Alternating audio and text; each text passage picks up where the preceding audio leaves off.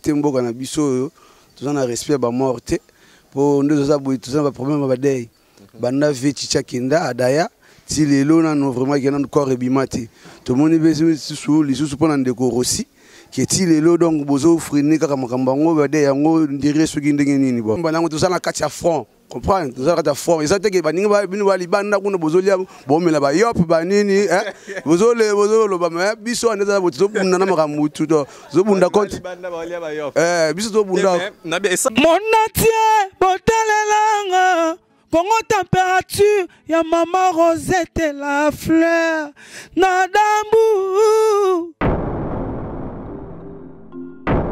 Après avoir défilé dans la cité Pola, mais cette fois-ci Congo Température TV.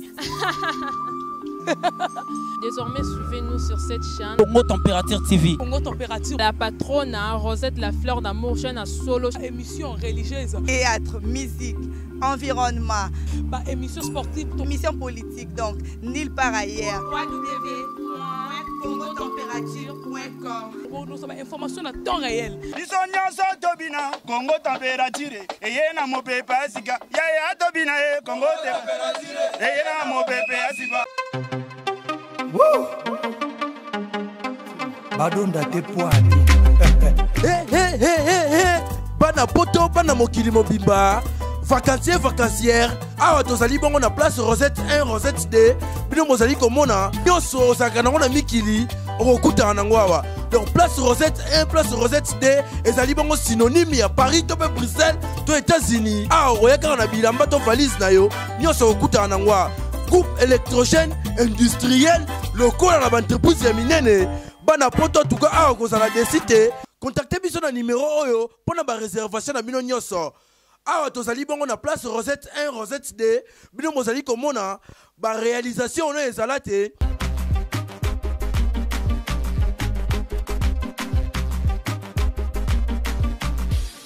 Bonjour très chers fidèles internautes qui nous suivent partout dans le monde sur www.congotempérature.com, un site le plus suivi de la planète, avec votre humble serviteur René Abiri, le cardinal Monsengo de la presse congolaise. Donc aujourd'hui là nous sommes là, donc un micro baladeur au Apitokolobe, la sujet. Il y a corps, il y a notre frère Rossi ndenge zali koumela na morgue tozwa ozali réaction, il y a ba jeune kinois, ba jeune congolais de la République démocratique du Congo ou api bazali d'accord na yango ou pas, nini ba congolais ba kinois bazo décider par rapport ya koumela ya corps ya Rossi na niveau ya morgue.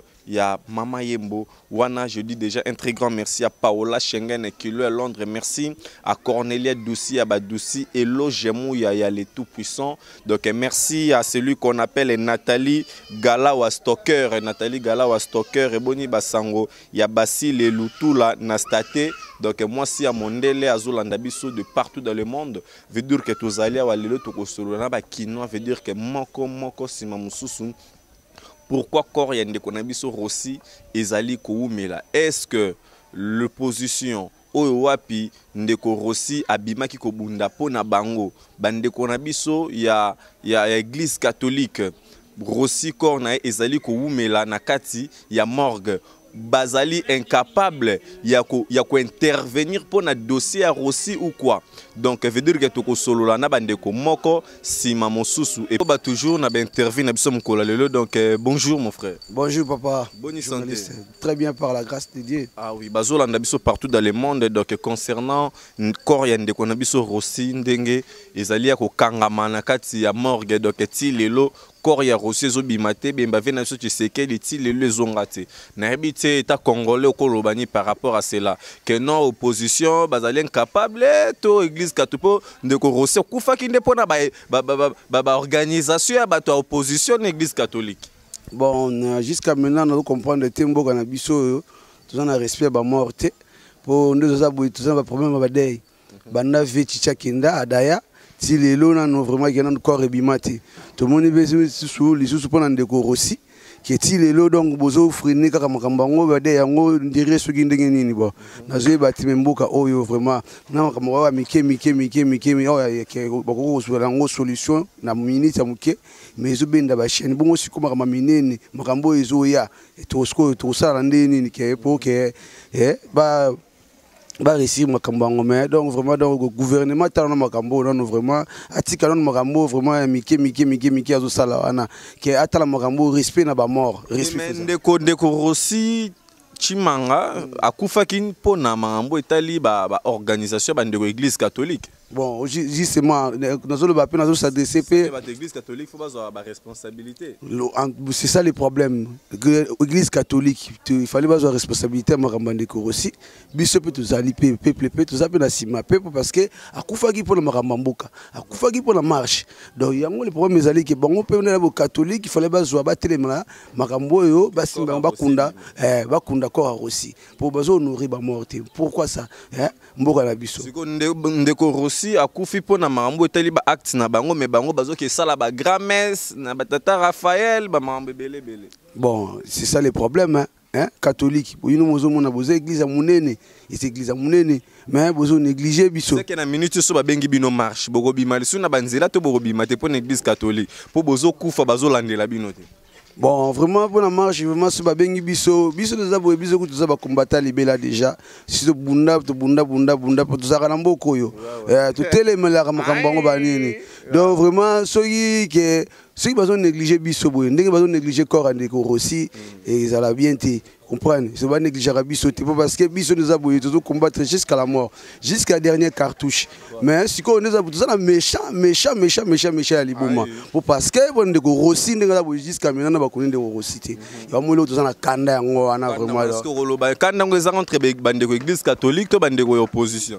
Bon, nous avons na kanda partout parce que même l'église catholique bazo solution même gouvernement bazo solution mais c'est ça la bazo vivre bazo lier makambo belé salama wana bazo sala ba fête na l'église banini donc jusqu'à maintenant on Ndeko Rossi na kundamite zomona isa ça passe donc ndeko lwa Ndeko Rossi dae biso pende za boyo biso tout ça ba passe on a tout ça ba mawana parce que biso vraiment nous za boyo tout ça ba bano vraiment balonga nsala na mboko vraiment ou bazo bunda va mbutu bozo kemba nango tout kemba nango tout ça na kati ya front comprendre tout ça kati ya front ça te ke baninga ba bino ba libanda kuna bozolia bomela ba yop banini bozole lo ba biso aneza bozo bunda na makambo tout zo bunda compte biso zo bunda na bien ça la ndeni so de timutana pota zo lo ba bino ba kino bokuna bobima na banzela so poani te bango balala po balongwa kuna po baya arobunda ça bon les premiers allions sur baya tout bunda ensemble dans la front to ya vraiment biso moto za na terrain pour biso za na terrain to vivre vraiment na terrain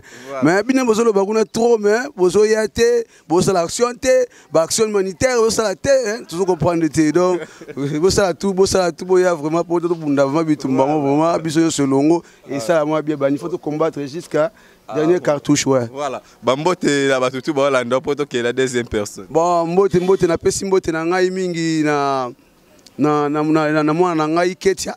Na pesi mbote na Ketia, na pesi masala nga mbote na Belgique Raf Louvoiseau. Na pesi masala ngai mbote na Angola, masala ngai Tigre. Na pesi masala ngai mbote na pesi Héritier Wata, papa na Héritiana.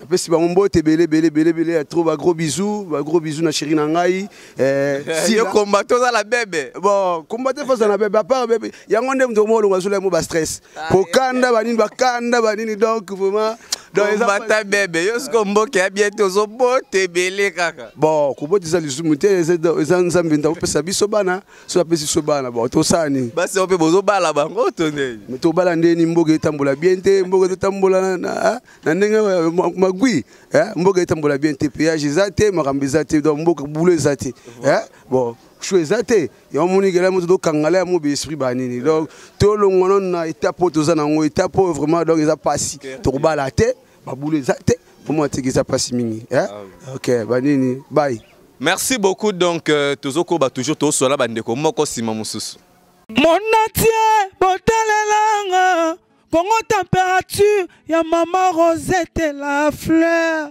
Nadambu.